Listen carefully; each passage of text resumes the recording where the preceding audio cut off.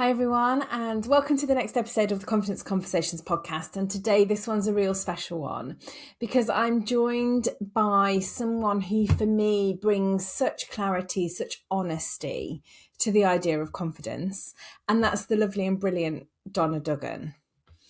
So Donna is a MailChimp partner, so an email marketing consultant, and she helps businesses move from I really hope this is right to I know exactly what I'm doing with their newsletters and their email marketing.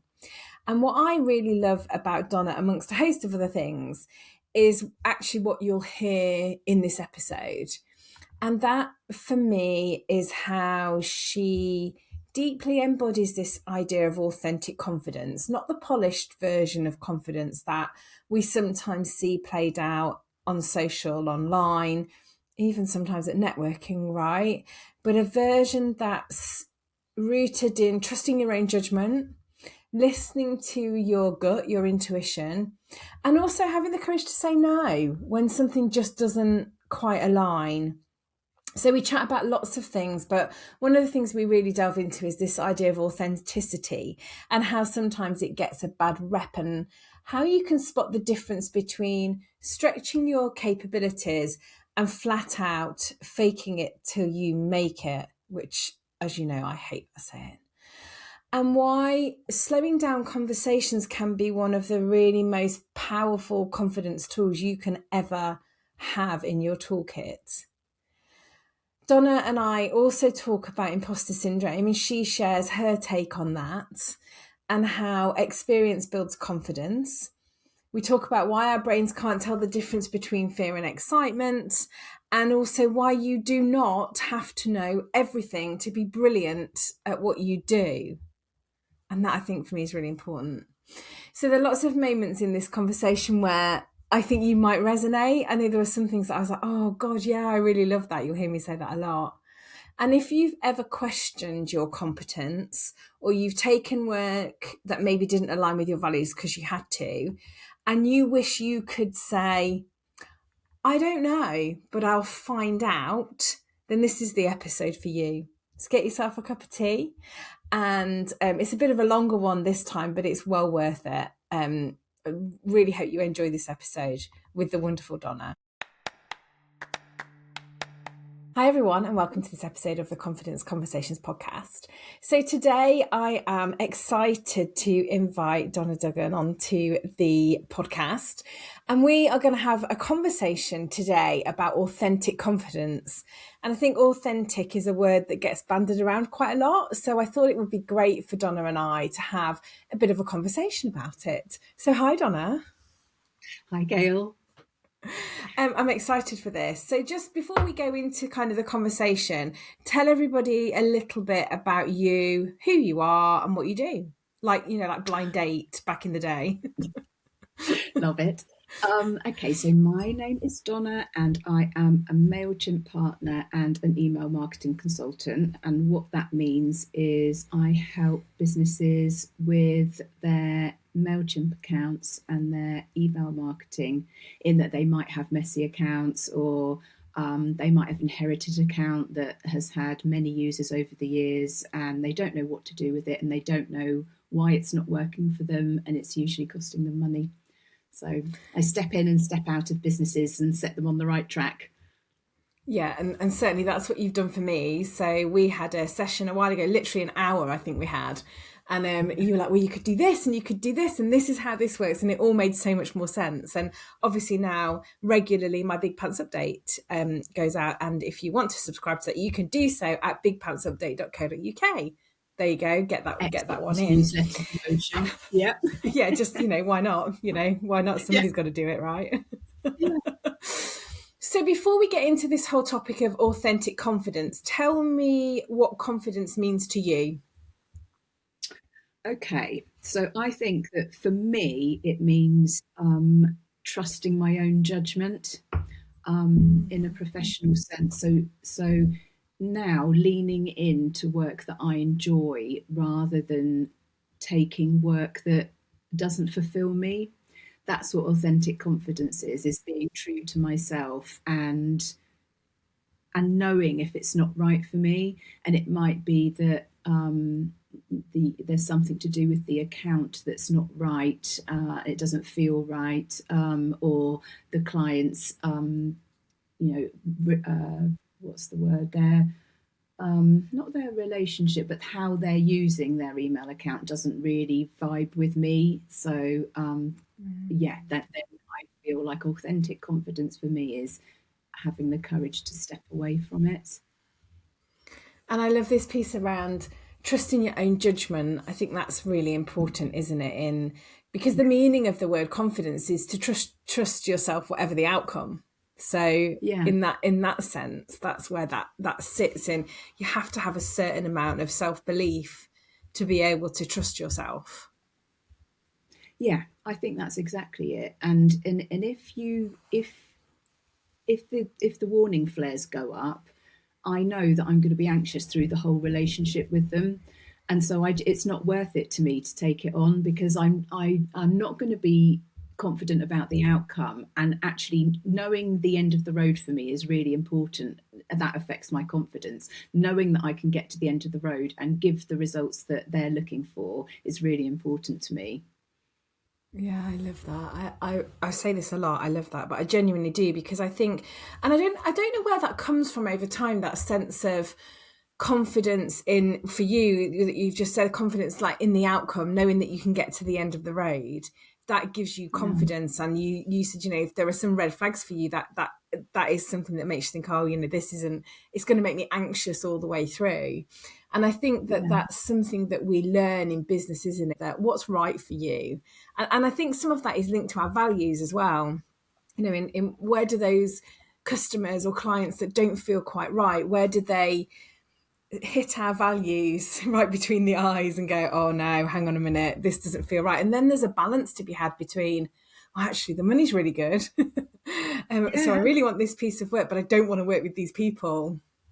Yeah, exactly. I remember a few years ago, I was working with a client. Not I wasn't working them for very long, and it was in the run up to Black Friday, Cyber Monday, and they told me that they were going to raise their prices so that when Black Friday came, they could discount, but the price would be what it was usually. And I just thought, no, I'm not doing it. I'm not doing it. So no, that relationship came to an end. Yeah, well done you. And look, there's courage for me in saying yes and saying no, Yeah, isn't there? That there is that yeah, authentic piece of, I'm going to say no to this because it just doesn't sit quite right. And that's where the authentic confidence comes in, I think. What do yeah, you definitely. what do you think when you hear people saying, I'm being authentic, or I'm do you think it's a confidence? I guess what I'm trying to say is, so the phrase authentic confidence probably isn't something that you use naturally in conversation, but people do Mm. use this, oh, they're really authentic, or they're not. What do you think that actually means in other people, I suppose? I don't. I see. I think, and I may be being too black and white, but I think it's about honesty.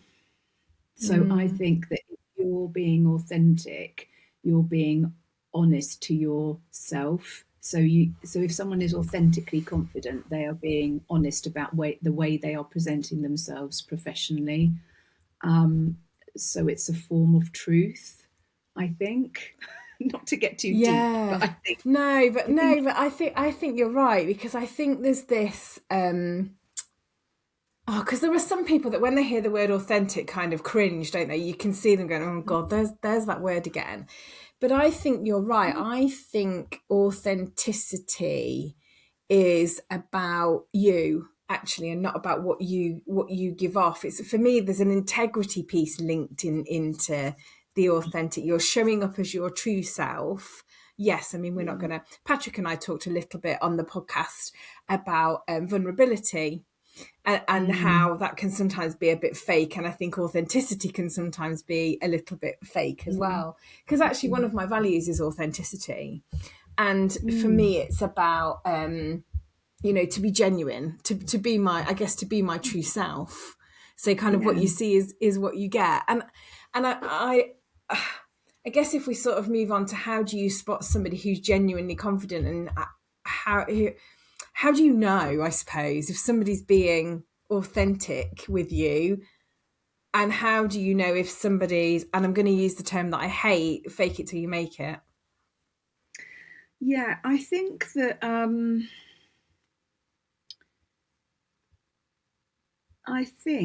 that there is a difference between stretching and faking. So I feel like there is a way that, because I've done this before, I think that you can feel confident in your basics. So I feel confident in the foundations that I use when I'm working in people's MailChimp accounts. And I feel like I have sent proposals for jobs where I've stretched. So I'm confident in what I can do and my processes. And I may not have the solution right now, but I'm confident that I'll get the solution. So I will stretch to achieve it. But I think faking is when you are confident, verbally confident in saying that you can do something, but you haven't got the foundations to complete it, to solve the problem. So there's the stretching and the going for it and the feel confident, like, yeah, I may not, I've got confidence in myself to find the solution. And then there's the faking it where, yeah, I can definitely say I can do it, but I'm not actually sure I can. I probably can't, but I'm just going to say that I can to get the work. And I think the tell in that is vagueness. If someone's like over promising, but they're not giving you the processes, then the vagueness, you can tell that that they are not necessarily the best person for the job, because they can't tell you how they're going to do it if you push them. Yeah, and I really like your analogy there, I guess, this kind of stretching it versus faking it. So the confidence that maybe you don't know right now, but actually you're, like you said, you're confident in yourself, you're honest with yourself, and you think that that stretch is a little bit out of your comfort zone, but actually you feel like you can get to the solution, versus the faking it, and that it's all built on foundations. Which is really true. And actually, again, there is that piece of research which we've talked about before on the podcast, that and this is, it feels sometimes like a sweeping generalization because it doesn't apply to all men and all women, but there is the piece that says men will generally say yes to something, because they'll figure it out as they go. Women will say, I need to have it all figured out before I do it. And there is that difference between whether we like that or not. But I think that this, I mean, I don't love the fake it till you make it, because I think that it's not sustainable. If you're faking something, you're not being true to yourself, you're not being authentic. The intention behind that, I get, but the language, I don't love. And also the whole faking it, if you suffer with something like imposter syndrome as well, the whole faking it just makes that all worse, because you feel like a fraud anyway. So to then go and fake it just feels like that's mega. Whereas actually, if you can act as if you were confident with some pieces that say, to your point about vagueness, if you're confident to stretch yourself to say, do you know what, I don't know the answer right now, but I'll find that out for you. That feels more confident for me than the vagueness of, I don't really know where I'm going to go with this. Yeah, I totally agree. I think that's the authentic piece, isn't it?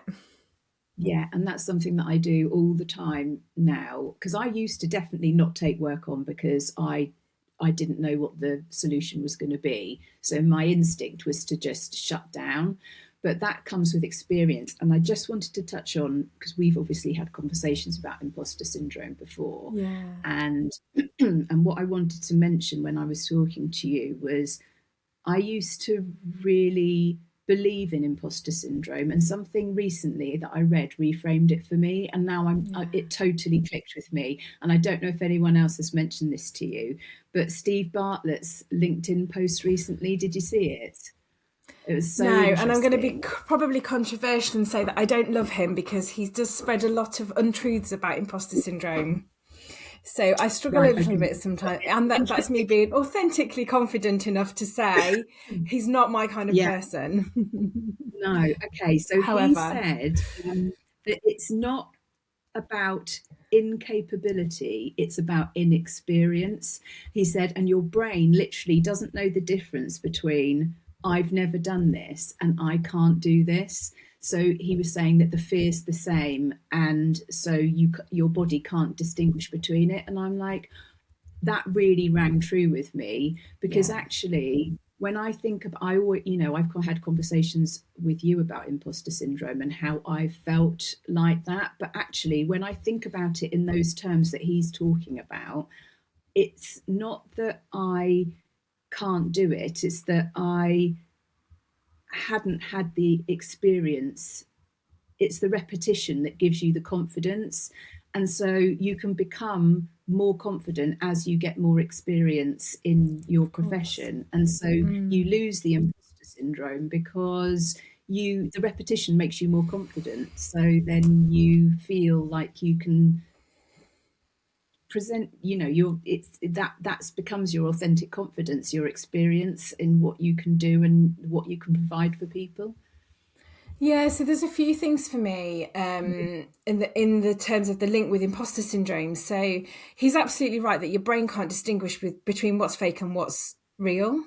So the Yeah. fear that you feel is real, whether the situation's fake or not. Your brain just doesn't have the capacity to figure that out. And then sometimes the feelings that you have are the same for fear and excitement. It might be nervousness in your stomach, those kind of things. That's right. So imposter syndrome is actually not about whether you're capable or not. It's about your perception of your competence.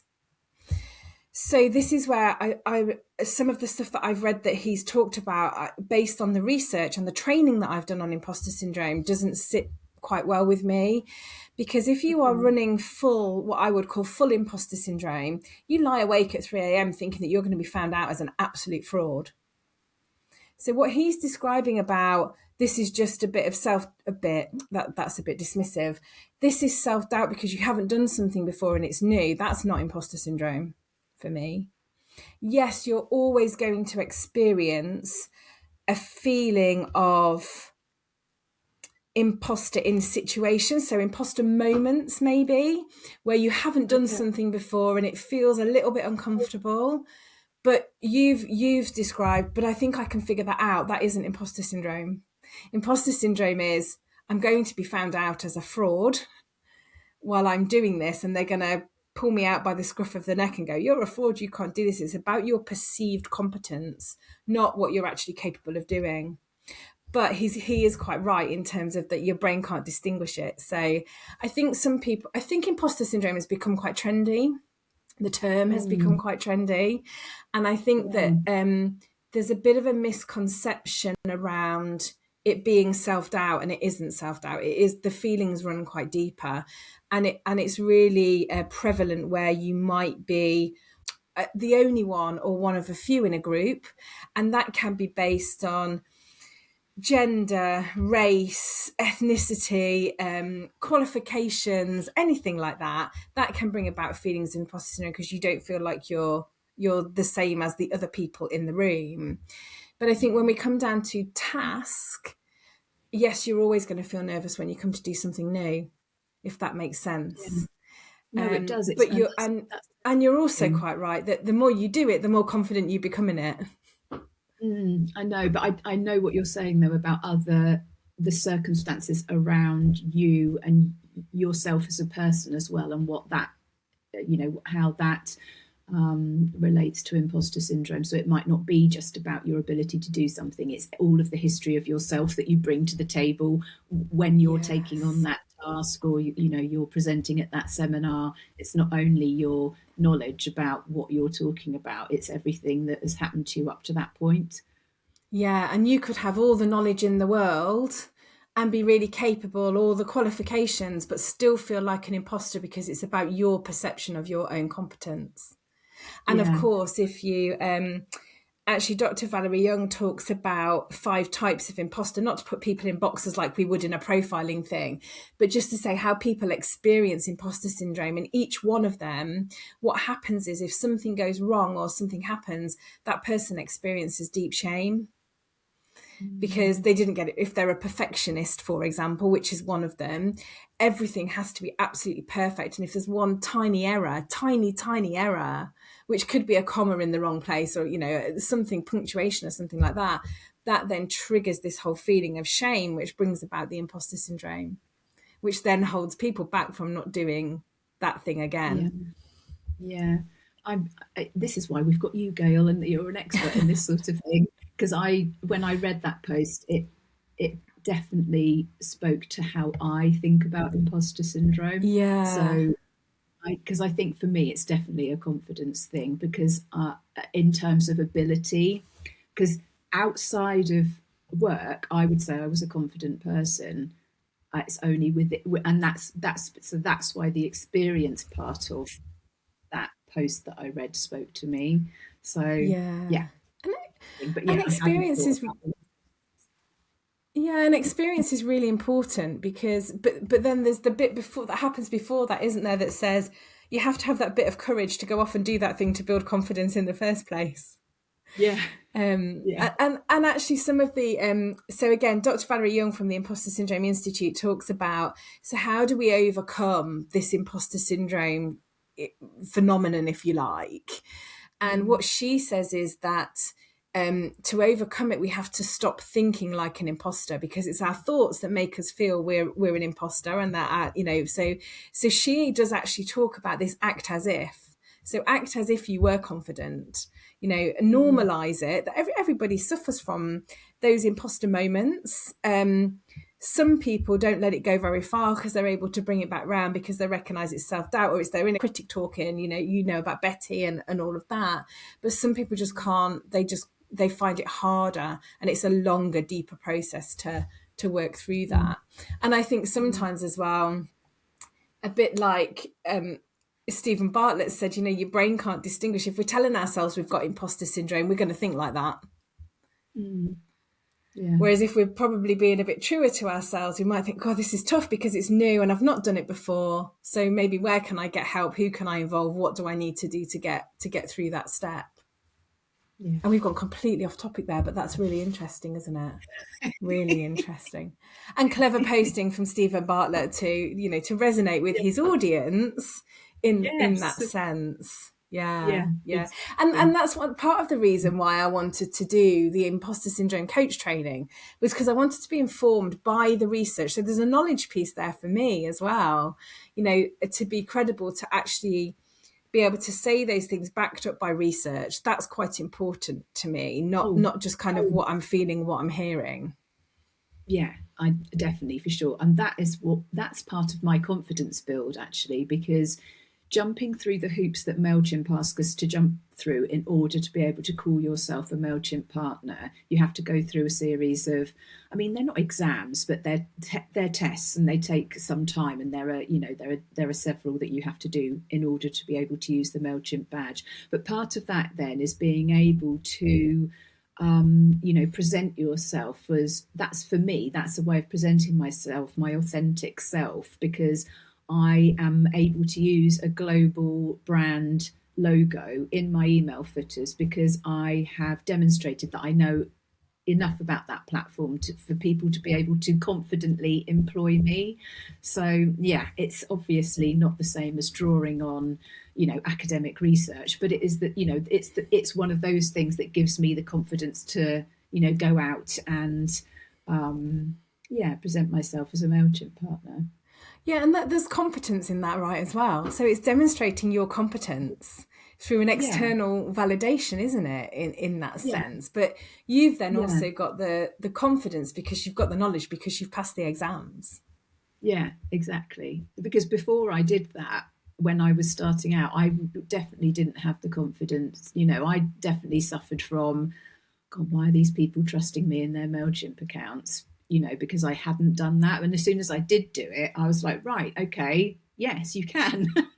Because I know this. Yeah, exactly. It's fascinating, isn't it? And knowledge comes up a lot when we talk about confidence, in terms of that. I suppose knowledge is power, isn't it? For sure. And sometimes some knowledge is a little bit of knowledge is quite dangerous, but a lot of knowledge can be quite powerful because it does give you that trust in yourselves. It can help you to be honest. It gives you that credibility as well. And even if that credibility is for you, but not for anybody else. Yeah, definitely. So we've talked, because I've sent Donna some questions like I do with most of my guests that kind of lead the basis of our conversations, and we've talked through some of them. But I'm really interested now, because you've talked about your clients quite a bit, and and how you deal with them and how you've built up confidence. But I'd love to know how you navigate those moments when confidence dips. What do you do, whether that's conversations or Yes. meetings with clients? Yes. So as you know, I'm quite a reflective, quiet person in my work. I like to plan and I like processes.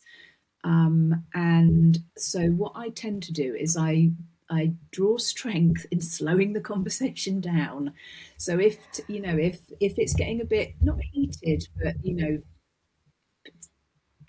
people are passionate and something might not be quite working, or was the expectation was that something was going to happen and something else happened. So I find that slowing it down gives me the chance to take control back of that conversation.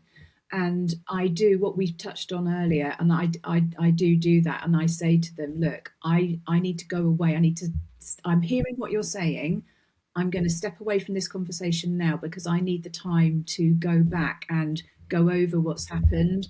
And I actually draw on the fact that I am connected with a global directory of MailChimp partners on a Slack channel, and their knowledge, and again, knowledge is power. They're so generous with their knowledge, and we all share, because it might not be something that I've done. It might be something that's going on with the platform externally, and you don't know because you can't know.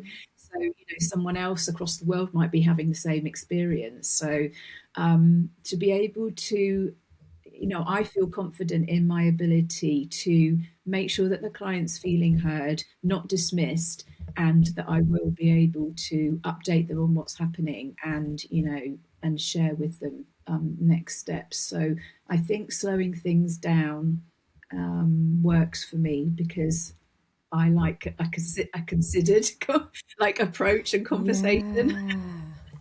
So Oh, yeah. and that's fascinating, because I have lots of conversations with people, particularly, maybe more in the employed world, where there's a meeting or a conversation that's happened and somebody said, oh, I wish I could have responded, and I wish I was more like that person, and why can't I articulate things like that? And then you have the conversation about, so what if you slowed that down a bit? How would that Yeah. feel? How could you? And that takes courage as well, doesn't it? And again, trust in yourself, all of those things we've talked about, the authenticity of that piece of confidence to say, right here, right now, I just need to slow this conversation down and step away from it, Yeah. and not be afraid to say, I'm going to go and find out a bit more detail, or I'm going to investigate that, and I'll come back to you once I know. There's a lot of And I authentic think confidence in that. I know, and I think it's liberating as well. I find it really freeing to be able to say, I mean, I almost love saying it, Gail. I almost love going like, do you know what? I don't know the answer to that.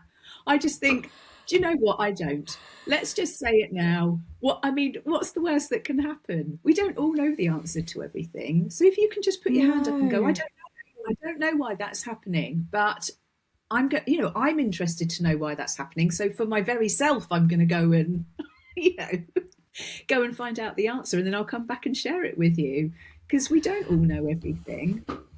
There'll be people listening to this that go, I want to do more of that. I want to be that person that says, I don't know, because a lot of people. Yeah, So I had the two thoughts from me on I don't know. I do work with clients that when you ask them a question in coaching, they'll go, I don't know. And I have a thing that says, right, you can't say I don't know, because once you've said I don't know, you don't know. But where it's yeah, related to a process or a procedure or something that you're working on, that's slightly different, isn't it? And absolutely. your point Yeah, about, we don't all know everything. Of course we don't. I mean, even the internet doesn't know everything, does it? I mean, look at some of the chat GPT stuff that's coming out that isn't accurate. But I was yeah, chatting with a yeah, client the other day who had got herself into a bit of a comparison situation with somebody in her industry that she'd almost put on a pedestal and said, that person knows everything. And interestingly, I was in a room where I heard that person say she didn't know the answer to something. So they're able to say to my client, she doesn't know everything because I heard her say she didn't know everything. Yeah, And I did, that was really exactly. interesting. And in that moment for that client, that was like, oh God, so that person doesn't know everything. It Yeah. was quite And then revolutionary. yeah, and then maybe once that happens and you come out there and you say it, maybe there's, maybe in an alternate reality or in this reality, your client then goes and approaches that person because they've shown that they can, that they aren't, they've shown some weakness, if you like. I don't think it is Yeah. weakness, but, they've shown some vulnerability, and that they Yes. make a connection there, and then they connect, and then they share information, and then, maybe they collaborate, or maybe Yeah. I just love that. I'm a real big fan of, um, letting people see when you don't know something, or when you can share information, and you make those connections, and there's a strength there to that. I think it's good. Yeah, and I think there's a perception thing, isn't there, as well, about how we perceive others in our own industry. So I know I've said this before, that when I'm with a group of coaches, I quite often feel like I'm the least experienced coach, or a lot of comparisonitis. But there is a group of coaches that Melissa Haig, she's been on the podcast as well, has brought together, and I don't feel that in that room. But with some others, I still feel that, and I know I'm not the least. I've got over more than 1,000 hours of coaching. I'm not the least. I'm not usually now the least experienced coach in the room. That doesn't mean that I've not got loads to learn, because of course I have. But some of those feelings, and again, that was all about perception. My perception of that those coaches were more experienced than me, and it wasn't. It Yeah. wasn't true. No, exactly. And the other thing that I mean, we really are getting off topic now, but the other thing that I think, if you can be brave to do, which is in my past life, not being a MailChimp partner, there was a situation once where we had to take on another freelance, to do a similar job to me, and she was much more experienced than me and better in all respects. I thought, she just had better results, and that, she just had more experience. She was just better. And for like a millisecond, I thought, because I was in control of contracting her, and I thought, oh my God, I'm not going to do that, because she's going to really show me up, and I'm going to look rubbish compared to her. And then I just thought, don't do it, because that is just so limiting. And just contract her and see where it goes. And I did, and it was one of the best decisions I've ever made. And I'm still in touch with her now, and it was over 10 years ago. And what I learned from her, and what we did together was, and I always remember that, just don't be afraid to work with someone or take someone on who you feel is a threat to you, because it would probably be one of the best things that you do in terms of your self growth. Yeah, and that's fascinating. And also, you know what, going back to the imposter syndrome piece, if you had true imposter syndrome, or you had full on imposter syndrome, you had a bit of a moment there, didn't you, of, oh my God, she's going to show me up. That's it. That's what I would call an imposter moment. But you're able to bring Yeah, yourself back and go, yeah, but actually, what almost, what's the worst that could happen? Someone who yeah, suffers with the 3 a.m. I'm going to be found out as a fraud probably would have left that job, because yeah, often what they do is to not be found out. Of course, none of it's true. Of course, they're capable. Of course, they can do it. But in their eyes, to avoid being found out, they'll job hop. So they'd leave that job yeah, and go to another job, because there's less chance of them yeah, being found out. Yeah. yeah, So yeah. well done you. There's a piece of confidence as well that says, I can learn from this person, Yeah, by having them, in my circle, if you like. yeah. Interesting. So you talked a little bit earlier about Stephen Bartlett and that piece that he wrote that really changed your mind, which I love that. What is there something else that you used to believe about confidence that you've since changed your mind about? Um,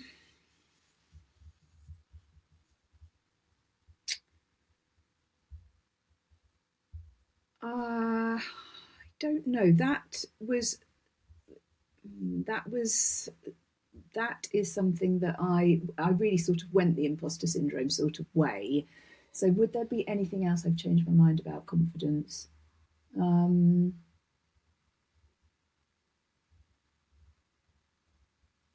know, Gail. So I just wonder if there's a piece that says, I wonder if there's an age thing with confidence as well, where, because you and I are of a similar age, and I think that Yes. as time goes on, somebody said you care less or you don't care. I don't think that's true. I think that you just have a different perspective on things. So you're I happy think, to yeah, speak up and say no, whereas you wouldn't have done maybe a few years ago. I think 100% age.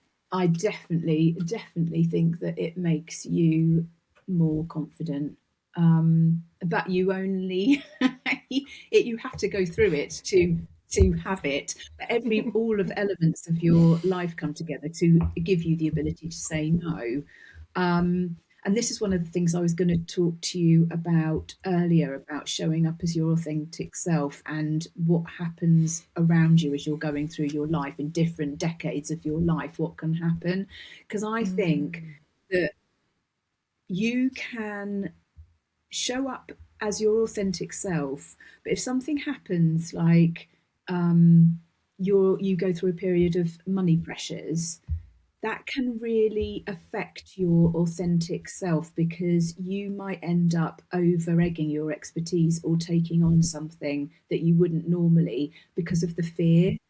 And that's something that you get with age as well, because you go through lots of things through your 20s, 30s, 40s that affect you in different ways. And I wanted to share that because I think we can all talk about being authentically confident and honesty, but if actually everything is really in flux around you, and all of a sudden you're in a situation where external pressures are affecting your ability to be yourself, it doesn't mean that your beliefs are any different, but you have to prioritize putting food on the table, and fear will make Yeah. you not not be true. Like, so for me, I won't work with people who buy mailing lists because I don't think it's the right thing to do. But if you're in a place where you've got to pay for your childcare, or you've got to, put the food on the table, or you've got to pay for something, whatever it is, you might think, oh, actually, that it would be a good job and I need it to tide me over. And I think we have to be really careful about that. I think we have to give people, if you can't stay Yeah. true to your values, but because you're frightened that you're not going to earn what you need to earn for that month, then yeah. But again, I think you only kind of can go through those different sort of versions of yourself with age, because you might not, in your 20s, you might not even be thinking about the values. If you're a freelancer, you might just think, I need to get from A to B as quickly as I can, and let's not worry about whether I care about people's privacy in the inbox. Let's just make the money. Yeah. Yeah, and I think we go into survival mode almost, don't we, in those situations? And probably a lot of people experience. Well, there are a lot of people experiencing that now that can't put food on the table. I went to networking last night where UK Harvest were there, and they rescue food waste, don't they? They're a local charity. Look them up. But some of the statistics that they were talking about were quite incredible about around food poverty and waste. Yeah, So I guess in some cases you go into survival mode, and then for me the authentic piece comes in there. Well, what's the intention behind that? So if the yeah, intention behind that is to put food on the table or heat your home or put clothes on your back, whatever, then that intention is honourable, isn't it? Yes, you yeah, might not agree with the action from yeah, a values and authentic point of view, but actually the intention behind that becomes very different, I yeah. And I think. think I But think we have yeah, to be kind to ourselves with that sort of thing as well. You know. yeah. Yeah, um, definitely. yeah. Definitely. Yeah. So, any practices then or habits that you use or you have used to build your authentic confidence? Yes, I'm going to be a bit Marmite here, and you're probably going to be like, oh no, or people listening are going to be like, oh no. But honestly, it has definitely made me more confident. Bear with me when I say that my Marmite response is chat. And I know people will probably be thinking, oh, it's dumbing you down because it's giving you the answer, but I just don't use it like that.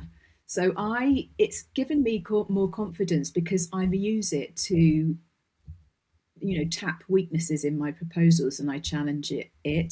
And I'm constantly going back saying, think deeper, think harder, this isn't right, this isn't possible, to see what it says. And I find that so interesting, and it has absolutely made me more confident. Or if I feel like I will go in and I'll say, this is my process to solve this problem. It will come back and it'll say, right, well, you're 90% right there, but don't forget that this could happen and this could happen in that last 10%. And that's what I love about it. I absolutely love about it, and has definitely made me more confident, because I know it might not be right, but if I challenge it with what I know is right because I've learned it, then it's reaffirming the fact that I'm right, but don't forget to check X, Y, and Z. And I love that. It's great. It's like having a little person always challenging me at my desktop all the time, going, yeah, you've got 95% of that right, but don't forget this 5%, or have you thought about this, or let's reframe this. And it's done it. That has really it's like having a male expert sat at my desk with me all day long. It's brilliant. I love it. Yeah, and do you know what? I don't think that would be Marmite at all, because I think I've had a few conversations with a few different people about AI. Some where it's absolutely killing their business, because they're in the business where you could ask it and it will come up with stuff and people will go ahead and do that. So then they don't need an external person. I've had conversations around coaching where it will ask you certain questions, but there's no human element in the coaching piece. And some of the questions are about, I did something on it and it said, that's great, Gail. They're great goals. I was like, I haven't done any goals. What are you talking about? But I think what you're saying is how I'm using it as well is not to give me the ideas, not to write posts, not to write talks, but to give me that spark of thought or energy that actually sometimes you don't get when you're working from home on your own, because you're the only person in the house, and you've got no one to bounce off like you might have in an office. So I did a talk at the beginning of the year, and the person said to me, oh, can it be on like confidence in your business in the new year? I was like, well, that's not a very catchy title. So of course I went over to ChatGPT and said, I'm doing a talk, this is what it's about, give me a catchy title. And it came up with confidence as your competitive edge. Well, I'm not sure I would have got to that on myself. So I then went ahead and wrote the workshop, but it gave me the title and it gave me that spark. So I think a lot of people like us are using it in that, and we're then challenging it to say, like, I love your think deeper, think harder. Is that right? Let me challenge you on that. And I think if that gives you confidence, I think where it goes is when we're maybe rewriting stuff that we don't need to rewrite, where we get down a bit of a rabbit hole with it. But I think if we use it in short, sharp to give us that bit that we need, then I don't think that's Marmite at all. I don't. I think I know it can do so much stuff, but I think in our businesses, using it like that gives us maybe the team that we're not surrounded by anymore. Oh yeah, definitely. It's just changed. It's not changed the way I work, but it's like having a critical friend all the time. That I can test. It's like having all of the knowledge about MailChimp at my fingertips, instead of wading through the 11 billion tutorials that exist on the MailChimp website.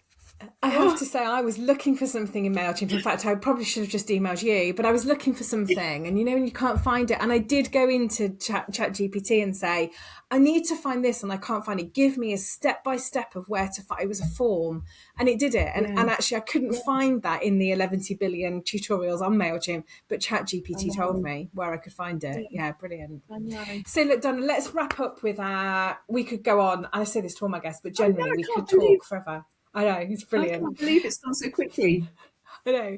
Let's do the quick fire questions, which sometimes haven't been quick fire at all, but it's good to hear everybody's different answers to the same questions. So when was the last time you felt confident? I would say I mean, I'm going to answer outside of work stuff then, because otherwise I Yeah. could just say every day, because otherwise, if you're not answering emails with confidence to clients, you're doing something wrong, really. So in my personal life, let's say about 10 days ago, What were you doing? Who were you with? What was going on that made you feel like that? I was with myself. And that's why I remember it. That's why I remember feeling confident, because I took myself off to Chichester Cinema by myself, and I went to watch Hamlet. I love that. I And love that. it's not like a really big thing, but it is for some people, and that's why I thought I'd mention it, because actually I absolutely love going to the cinema by myself, and the theatre, actually, because I just like to not speak to people and be immersed in what I'm doing. So if you haven't ever been to the cinema by yourself, just do it, because no point going with people anyway. You can't talk to anyone, so you might as well go by yourself. And Chichester Cinema is the perfect place to do it, because there's loads of solo cinema goers in there, so you won't feel alone. Brilliant. I love that. What's a non-negotiable for you about your confidence? I think I have to feel not happy, but in order for me to feel confident, I have to feel calm. Like I have to feel calm, and I have to feel grounded. Like I mean, again, a bit woo woo, but I'm a Virgo earth sign. So in order to feel confident, I have to feel like like centered, like Yeah, calm, yeah. and then I feel confident. If it starts to get too if there's too much noise or too many people, or I'm in like a high energy environment, I can quite often lose my confidence. I'm a real sit back and listen and take stock of what's happening before I would give an opinion. So in order for me to feel confident, I have to feel centered and calm. There's a whole nother piece about how you do that, but we don't have time for that now. I'm curious. What's one piece of advice you'd give to our listeners to turn their self-doubt into confident action? Okay, I think again, for me, try it. I mean, it might not be for everyone, but planning is my bedrock. Like, Gail, that even for this podcast, I'd already read the questions like 2 weeks ago, made some thoughts, written it down, because that then enables me to come here for my first ever podcast. I have to say, come here Yay. and be able to answer your questions with, I hope, a little jot of confidence. Yeah, and we've gone off topic as well. So, for your first time, because I know that you, Patrick, and I had a conversation where you said to him, well, when will you look at the questions? He was like, oh, Monday. And he was coming on the podcast Tuesday, and we were both like, oh my God. Yeah, it's really funny. What's one daily confidence habit then that you'd recommend? Um, daily. I again, not for everyone, but I like structure. Like I'm a lark, so I like structure. So again, for me to sit at my desk and feel confident in my day, some things have to happen. Like, I have my tea in the same cup.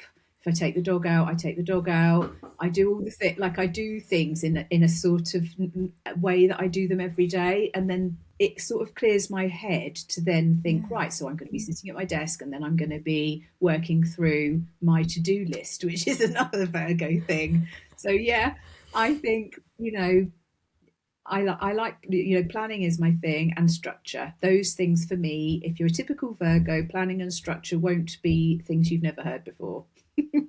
Interesting. I love it. Oh, look, Donna, thank you. It's been a pleasure. If people want to connect with you, where's the best place to find you and connect? Oh, if people want to connect with me, you can find me on LinkedIn. I'm on Instagram as well, but LinkedIn's my place. Perfect. And we'll include how you can connect with Donna in the show notes. So thank you, Donna. It has been a pleasure. Thank you. Thank you, everybody, for listening. And we'll see you next time on the Confidence Conversations podcast. I really did enjoy that episode with Donna. I think she brought such honesty and calm to this idea of authentic confidence, from really trusting your gut, trusting your instincts, to sort of navigating client conversations, to recognizing when you're stretching versus when you're faking it. And I loved her reminder that confidence doesn't mean knowing everything, to be the expert or to be known as the expert in something, and that sometimes the most confident thing you can say is, I don't know, but I'll go and find out. I think that builds credibility too, actually. We also explored this nuance between self-doubt and true imposter syndrome. I think I'm going to do a separate podcast episode on that, because the role that experience plays in building confidence over time is very different to how we might experience imposter syndrome. And I think there are also some external factors that impact your confidence and your self-doubt, like the external pressures we talked about, like money, comparisonitis. They all pull us away from our authentic selves and our purpose, if you like. Very powerful reminder that we can all do with being kinder to ourselves, which I think a lot of us would admit we're often not very good at. We can, if we showed as much kindness as we showed to our friends, the world would be a very different place. And I think this is especially important when life is loud and noisy and busy and crazy and there's lots going on. Donna's practices as well around planning, structure, slowing things down, and kind of grounding herself are really simple but really impactful, right? I really love those. And I think whether you're a Virgo or not, I'm a Leo. I think we can all take something from the idea that confidence grows when we create these conditions to feel calm, to feel centered, and to be prepared. I'm sure if you want to go and connect with Donna, you absolutely can. She shares loads of great tips and insights on her LinkedIn and on her Instagram, and all the links are in the show notes. So it just remains for me to say thank you to Donna for being, this was her first ever podcast guest. So I thought she was amazing. And of course, if you love this episode, please subscribe, or maybe share it with someone who you think would benefit from listening. So I look forward to seeing you in the next episode of the Confidence Conversations podcast. And until then, maybe stay grounded, stay curious, be true to yourself, trust yourself, and remember to always pull up your big pants.